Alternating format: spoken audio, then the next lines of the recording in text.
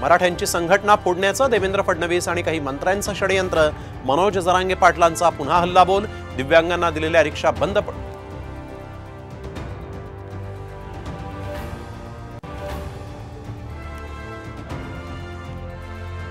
दिव्यांगांना दिलेल्या रिक्षा बंद पडल्यामुळे बच्चू कडूंचा संताप, समाज कल्याण विभाग अधिकाऱ्याच्या कानशिलातच बजाव।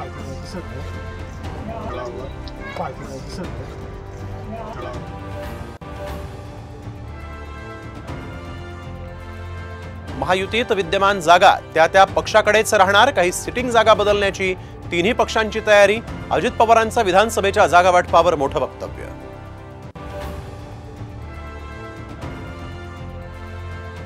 राज ठाकरेंच्या हिंगोली दौऱ्यात गोंधळ, स्वागतासाठी तुफान गर्दी, स्टीलचा ग्रिल तुटल्यामुळे कार्यकर्तेही खाली कोसळले।